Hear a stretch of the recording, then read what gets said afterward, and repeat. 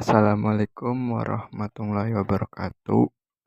Yang saya hormati Bapak Sigit Auliana sebagai dosen pembimbing, dan yang saya hormati juga untuk seluruh mahasiswa atau mahasiswi Universitas Bina Bangsa. Perkenalkan, nama saya Arman Maulana dengan NIM 14012200111 dari kelas 4B Prodi Ilmu Komputer. Di sini saya akan menjelaskan laporan penelitian sistem pembayaran yang ada di LKP Teknos Ciruas. Bab 1, pendahuluan. Apa itu LKP Teknos? LKP Teknos merupakan salah satu lembaga pendidikan non-formal yang lahir karena kebutuhan yang sangat mendesak bagi mereka yang belum terlayani dalam dunia pendidikan formal. Rumusan masalah, ada 3 rumusan masalah yang akan saya sampaikan pada video kali ini. Yang pertama itu bagaimana meningkatkan keandalan dan keamanan sistem pembayaran untuk mengurangi risiko kehilangan data pengguna atau penipuan. Yang kedua, bagaimana memperbaiki efisiensi proses pembayaran agar mengurangi waktu yang dihabiskan pengguna dan administrasi yang terlibat. Yang ketiga, apa strategi terbaik untuk meningkatkan transparansi biaya dan kebijakan pembayaran kepada siswa-siswi sehingga mengurangi ketidakpastian dan ketidakpuasan. Tujuan dari sistem pembayaran untuk tempat kursus atau les, khususnya pada LKP Teknos, adalah untuk meningkatkan keamanan dan keandalan transaksi, memperbaiki efisiensi prosesi pembayaran, serta menyediakan fleksibilitas dan kenyamanan bagi penggunanya. Bab 2, metodologi penelitian. Untuk penelitiannya ini, saya melakukan observasi, yaitu melakukan survei ke tempatnya langsung yang berlokasi di Komplek Gria Ampera, Blok C nomor 4, Pelawat, Kecamatan Ciruas, Kabupaten Serang, Provinsi Banten, dengan kode pos 42182. Ada beberapa servis yang tersedia di LKP Teknos ini, di antaranya yaitu yang pertama untuk meningkatkan skill Office seperti Microsoft Word, Excel, dan juga Access. Yang kedua itu mempelajari bahasa Inggris, dan yang ketiga ini untuk melakukan pembelajaran tentang komputer. LKP Teknos ini beroperasi setiap hari, kecuali hari Jumat karena libur, mulai dari jam 9 pagi hingga jam 4:30 sore. Selanjutnya yaitu wawancara. Wawancara ini dilakukan pada hari Kamis, tanggal 21 Maret 2024, dengan saya sendiri sebagai pewawancara dan juga Pak Rohim sebagai pengajar sekaligus pengurus dari LKP Teknos Ciruas ini. Adapun beberapa isi wawancaranya adalah sebagai berikut. Bertanya mengenai metode pembayaran yang saat ini digunakan oleh kursus ini. Lalu, perbedaan dalam proses pembayarannya antara kursus offline dan offline itu bagaimana. Terus juga, apakah kursus Anda ini menerima pembayaran angsuran atau cicilan, seperti itu. Ya, seperti inilah pertanyaannya. Yang bab ketiga yaitu analisis dan perancangannya. Urutan prosedur sistem berjalan. Yang pertama melakukan pendaftaran, yang kedua melakukan pemilihan kursus, yang ketiga perhitungan biaya, keempat penentuan metode pembayaran, lalu kelima pembayaran, dan terakhir pemberian bukti pembayaran. Selanjutnya analisis PICIS yang artinya performance, information, ekonomi, kontrol, efisiensi, dan service. Yang pertama performance. Sistem lama yaitu kinerja sistem lama cenderung lambat karena semua proses dilakukan secara manual. Sistem barunya adalah sistem baru biasanya lebih cepat karena proses dapat dilakukan secara online melalui website. Selanjutnya information. Sistem lama, informasi tentang kursus atau les, jadwal, biaya, dan syarat diperlukan mungkin terbatas, hanya dapat diperoleh melalui interaksi langsung dengan petugas. Sistem barunya adalah menyediakan akses mudah ke informasi yang lengkap dan terperinci tentang kursus atau les melalui website. Selanjutnya ekonomi. Sistem lamanya yaitu memerlukan lebih banyak sumber daya manusia untuk menjalankan proses pendaftaran dan pembayaran secara manual. Sistem barunya cenderung lebih ekonomis karena mengurangi keterlibatan petugas dalam proses pendaftaran dan pembayaran.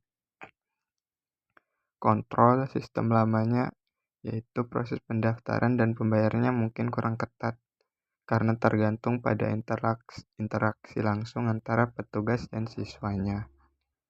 Sistem barunya yaitu kontrol atas proses pendaftaran dan pembayaran menjadi lebih baik karena ada siswa atau siswi dapat langsung diinput ke dalam sistem secara otomatis.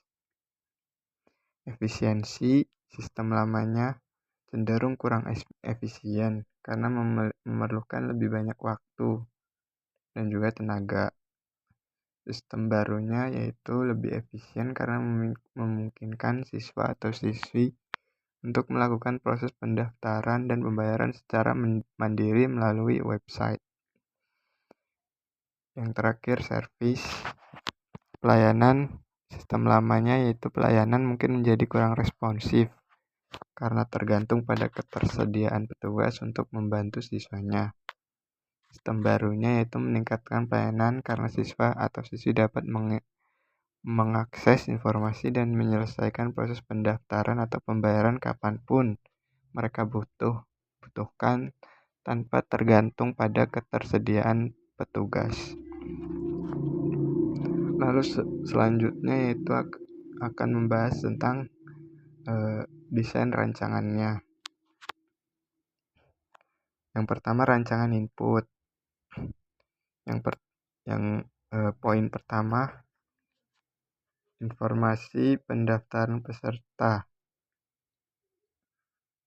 Yang kedua data kursusnya.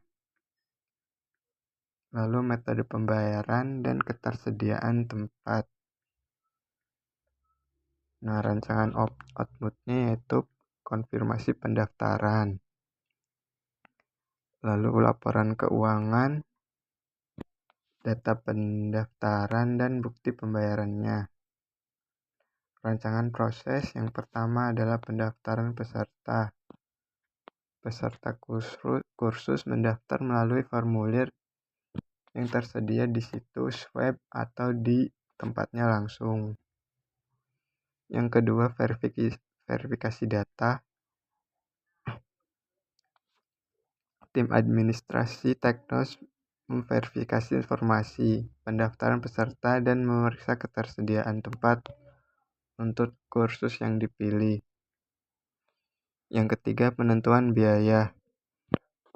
Berdasarkan kursus yang dipilih dan informasi pendaftaran peserta, sistem mengetahui biaya total yang harus dibayarkan. Lalu pembayaran, peserta melakukan pembayaran sesuai dengan biaya yang ditentukan melalui metode pembayaran yang dipilih. Konfirmasi pembayaran. Setelah pembayaran diterima, sistem mengirimkan konfirmasi pendaftaran kepada peserta dan memperbarui status pendaftaran mereka ke dalam database. Lalu yang terakhir, pembaruan ketersediaan tempat. Jika kursus telah penuh, sistem akan memperbarui ketersediaan tempat dan menginformasikan kepada peserta yang belum berhasil mendaftar. Lalu poin selanjutnya itu rancangan database-nya. Di sini untuk tabel calon siswanya ada 7 kolom. Yang pertama ID, nama, email, nomor HP, alamat, tempat tanggal lahir, username, dan passwordnya. Untuk ID peserta, tipe datanya yaitu integer dengan maksimal length-nya atau panjangnya yaitu 10 dengan primary key-nya. Yang kedua, struktur tabel kursus yaitu ada 6 kolom. Yang pertama ID kursus, nama kursusnya, biaya, jadwal, instruktur, dan kapasitas. Dengan ID kursus bertipe data integer dan sebagai primary key. Yang ketiga, struktur tabel transaksi. Terdapat 6 kolom. Yang pertama ID transaksi, ID peserta, ID kursus, metode pembayaran, jumlah dan tanggal pembayarannya. Dengan ID transaksi dengan tipe data integer, maksimal panjangnya yaitu 10 dan sebagai primary key. Lalu selanjutnya rancangan menu atau dekomposisi fungsi. Ini adalah menu utamanya yang terdapat pendaftaran kursus, pembayaran, manajemen peserta, manajemen kursus, dan laporannya. Lalu ini adalah menu pendaftaran kursusnya. Peserta bisa mendaftar kursus, memilih kursus, dan melihat daftar peserta yang telah mengikuti les ini. Lalu menu pembayaran, peserta dapat melihat detail transaksi dan proses pembayarannya. Dan ini menu manajemen peserta. Ini bisa diakses oleh mungkin adminnya mungkin yang bisa melakukan pendaftaran pada peserta. Bisa juga untuk menambah peserta, mengedit, dan juga menghapusnya. Lalu selanjutnya menu manajemen khusus. Bisa untuk mendaftar kursusnya, lalu menambah kursus, lalu mengedit dan juga menghapusnya. Yang terakhir yaitu laporan. Menu laporan transaksi dan juga laporan kursusnya. Selanjutnya rancangan jaringan atau arsitektur sistem. Semua orang bisa melakukan pendaftaran ke tempat kursus ini yaitu LKP Teknos Ciruas asal mempunyai koneksi internet dan bisa langsung mendaftar melalui websitenya.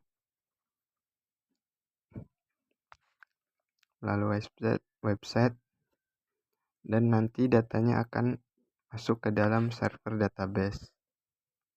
Dan juga ada printer di sini untuk melakukan printer nota pembiayaan mungkin dan juga arsip data atau backupan bila mana datanya mungkin terhapus dan lain sebagainya. Selanjutnya rancangan hardware. Yang pertama prosesor, saya menggunakan Intel Core TM i7 8550U dan RAM-nya 8 GB dengan sistem type 64 bit dan storage SSD 256 GB. Lalu rancangan softwarenya, saya menggunakan sistem operasi Windows 11, database menggunakan MySQL, dan printer menggunakan desktop printer. Lalu selanjutnya rancangan user interface. Desain pendaftarannya seperti ini. Untuk setiap calon peserta yang akan mendaftar menjadi mahasiswa, diwajibkan untuk mendaftar dan mengisi data yang telah disediakan. Ini adalah contoh data yang akan diisi oleh calon peserta. Lalu desain login. Apabila sudah mendaftar dan membuat akun, maka dilanjutkan untuk login agar bisa akses ke dalam aplikasi. Contohnya seperti ini. Di dalam username, masukkan username yang telah didaftarkan di halaman sign up sebelumnya, dan juga passwordnya dimasukkan di sini sesuai dengan yang sudah didaftarkan di halaman sign up ini. Jika sudah, klik login. Lalu ini adalah dashboard ketika user berhasil login, maka memunculkan dashboard dari Teknos Ciruas ini. Terdapat beberapa menu.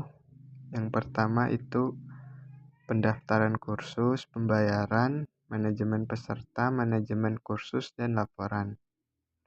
Pada menu pendaftaran kursus, terdapat 3 pilihan, yaitu kelas kursus terdiri dari 2 kelas, yaitu kelas reguler dan kelas privat. Yang kedua, model kursus terdiri 3 modul.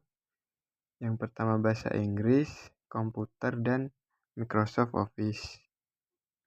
Yang ketiga adalah daftar peserta, menampilkan nama lengkap berdasarkan form login sebelumnya. Selanjutnya, desain pembayaran. Pada menu pembayaran, calon peserta kursus akan diberikan detail tentang profil, kelas atau modul yang diambil. Contohnya seperti ini. Pada menu pembayaran terdapat username yang telah dimasukkan pada halaman pendaftaran. Terdapat juga nama, email, kelas yang dipilih, modul, dan juga total biayanya.